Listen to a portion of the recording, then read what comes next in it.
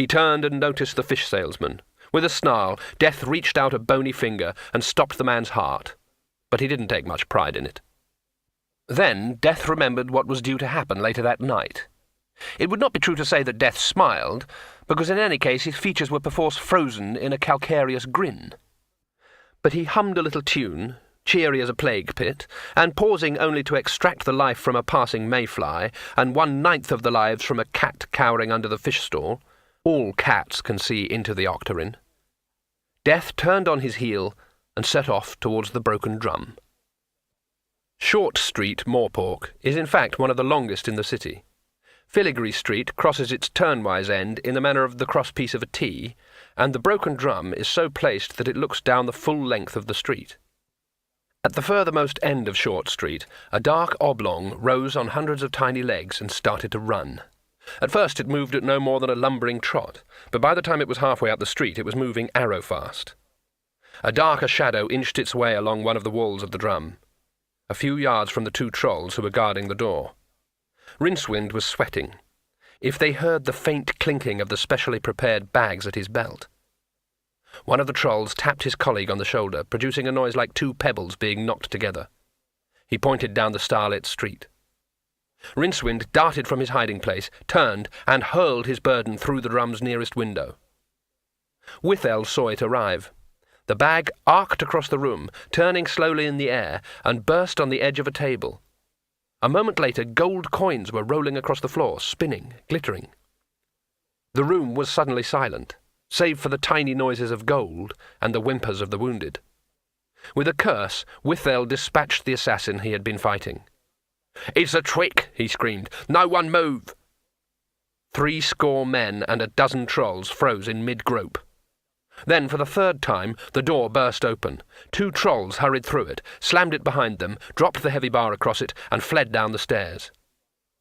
Outside there was a sudden crescendo of running feet, and for the last time the door opened. In fact, it exploded, the great wooden bar being hurled far across the room, and the frame itself giving way. Door and frame landed on a table which flew into splinters. It was then that the frozen fighters noticed that there was something else in the pile of wood. It was a box, shaking itself madly to free itself of the smashed timber around it. Rincewind appeared in the ruined doorway, hurling another of his gold grenades. It smashed into a wall, showering coins. Down in the cellar, Broadman looked up, muttered to himself, and carried on with his work. His entire Spindlewinter's supply of candles had already been strewn on the floor, mixed with his store of kindling wood. Now he was attacking a barrel of lamp oil. "Insurance," he muttered. Oil gushed out and swirled around his feet. Withel stormed across the floor, his face a mask of rage. Rincewind took careful aim and caught the thief full in the chest with a bag of gold. But now Emor was shouting and pointing an accusing finger. A raven swooped down from its perch in the rafters and dived at the wizard, talons open and gleaming. It didn't make it. At about the halfway point, the luggage leapt from its bed of splinters, gaped briefly in mid-air, and snapped shut. It landed lightly. Rincewind saw its lid open again, slightly, just far enough for a tongue, large as a palm leaf, red as mahogany, to lick up a few errant feathers.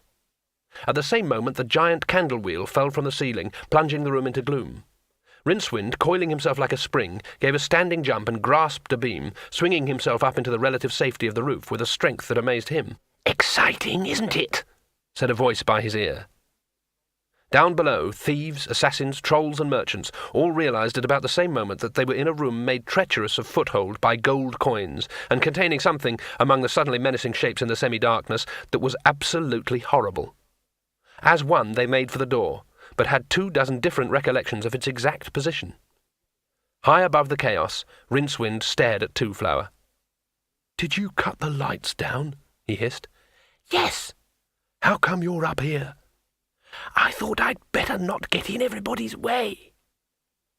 Rincewind considered this. There didn't seem to be much he could say. Twoflower added, "A real brawl, better than anything I'd imagined. Do you think I ought to thank them, or did you arrange it?" Rincewind looked at him blankly. "I think we ought to be getting down now," he said hollowly. "Everyone's gone."